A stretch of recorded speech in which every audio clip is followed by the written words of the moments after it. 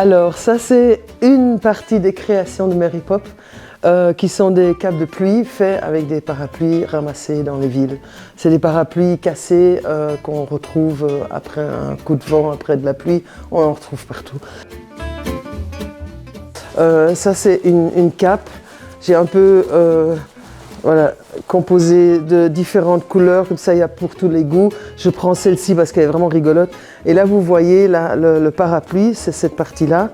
Et le noir c'est un parapluie rajouté pour prolonger. Et puis un deuxième parapluie qui forme le capuchon. Je fais aussi autre chose que les capes de pluie, ce n'était pas vraiment mon but, mais on est venu vers moi en demandant si je voulais récupérer des tentes de camping qui sont délaissées après les festivals de musique. Il y en a plusieurs comme des grands festivals qu'on connaît, c'est Tomorrowland, Dour, Werchter, et il y a par exemple 200 000 personnes qui viennent par week-end, tous plus ou moins avec leur tente, et après le festival, ils ne ramassent pas leur tente, ou bien parce qu'ils ont la flemme, ou parce qu'ils sont dans divers états d'âme, ou parce que aussi c'est pas cher. C'est par exemple, on va en sortir une un peu rigolote. J'ai fait aussi un patron d'un pantalon très simple, 3 tailles, avec élastique et avec, comment on dit ça, l'ouverture très large, puisque l'idée c'est, quand vous êtes en route ou à vélo, vous enfilez vite au-dessus de votre pantalon et votre chaussure, vous enfilez vite le pantalon et vous pouvez le refermer avec un système aussi de scratch ou de velcro qui est à l'arrière.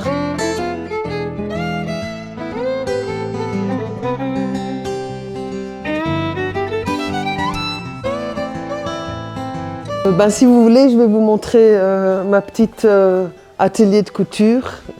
Voilà. Alors ce que je fais parfois, je fais vraiment une simple couture et puis j'essaie de mettre une tension dessus, voir si, voilà, si ça tient un certain mouvement, puisque c'est un vêtement, si ça tient une certaine tension. Pour avoir vraiment, on va dire, une douzaine de capes pour aller sur un marché, un salon ou se présenter dans les magasins, j'ai fait appel à un atelier de couture. En fait, c'est la ALE de Saint-Gilles, c'est une commune ici. C'est des bureaux de réinsertion et il y a toutes sortes de travaux qui font là la cuisine, l'aide ménagère, et il y a aussi un coin qui fait de la couture. Et cette gentille dame travaille pour moi déjà depuis presque 2 ans. Parfois ils sont à 2, parfois c'est une personne. Donc elle coud pour moi les compositions que je viens lui apporter. Donc moi je fais ce genre de composition, je réfléchis à combien de tissus il me faut, et puis je lui fais tous des petits paquets et je lui amène ça et elle le coud gentiment pour moi. Comme j'ai un peu moins de temps maintenant, j'ai fait aussi appel à 2 ateliers protégés. C'est un atelier protégé qui me défait les baleines à titre de 40 parapluies tous les 1 mois et demi, on va dire comme ça. Et je fais encore appel à un autre atelier protégé pas loin d'ici qui s'appelle Travi, qui travaille avec des handicapés. Ils ont vraiment un handicap physique et eux aussi m'ont défait 300 parapluies. Ça c'était vraiment bien. Et à un moment donné, j'ai aussi travaillé pendant 1 an avec la prison de Saint-Gilles qui c'est aussi des êtres humains, ils sont en prison, ils vont sortir un jour et ils étaient très très enthousiastes et je leur ai donné la tâche de couper dans les tentes de camping avec mon patron. Ils ont coupé tous mes pantalons et ça c'était vraiment chouette, c'était vraiment une belle coopération avec eux alors qu'on est en prison. Et tous ces gens sont pour moi, oui, des acteurs sociaux de notre ville et ils sont tous enthousiastes et très coopératifs. Et en même temps, ils me l'ont déjà dit, par, comment dirais-je, ma démarche de upcycling et de réutiliser des matières qu'on trouve dans nos rues, ils pourraient peut-être dans le futur aussi trouver une autre manière de voir la vie économique pour les prisonniers par exemple quand ils sortent de prison et voilà, pour les autres acteurs sociaux aussi. Et qu'est-ce que ça vous fait aujourd'hui d'avoir reçu ce trophée de coup de cœur de la mode circulaire ? tout ça, je suis occupée depuis 2-3 ans, tout seul, oui, avec certains acteurs et des gens qui m'aident, mais c'est beaucoup de travail. Et si tout d'un coup vous avez comme ça un cadeau, une trophée des citoyens, coup de cœur du peuple, enfin je trouve ça génial. Donc ouais, j'étais très émue et très contente en même temps. Qu'est-ce qui vous attend en 2023? Alors, ces 2 premiers mois de l'année, c'était mes mois de prospection pour trouver des nouveaux magasins.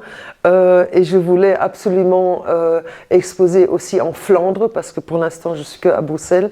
Et du coup, j'ai pris contact avec divers magasins qui sont un peu dans l'idée du upcycling, mais aussi juste dans l'idée de présenter des artistes belges. Hein, pas spécialement du upcycling, je me dis c'est très très bien.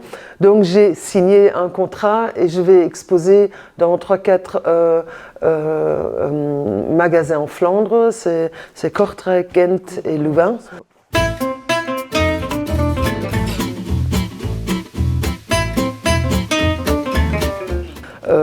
Je voudrais montrer qu'on peut réutiliser les déchets industriels, mais je voudrais aussi dire qu'il faut arrêter d'acheter peu cher, parce que ça veut dire que ça va, dans 3 jours c'est dans la poubelle, on rachète peu cher, le nouveau on jette, puis on rachète, on jette. Enfin, ça c'est l'économie linéaire qu'on vit tous. Et ici, ce serait un exemple d'une économie circulaire. Je reprends un objet ou un vêtement ou un meuble qui est voué à être jeté, je le transforme, je l'embellis, je fais quelque chose même de mieux. C'est pour ça qu'on dit upcycling, et c'est reparti dans notre économie, donc ça devient une économie circulaire. Et puis bon, l'impact du parapluie, qui n'est qu'un exemple, comme je disais, oui, il peut monter à 400 parapluies par mois qui sont récupérés et retransformés, comme je disais, et qui ne partent pas dans l'incinérateur pour être brûlés. Voilà.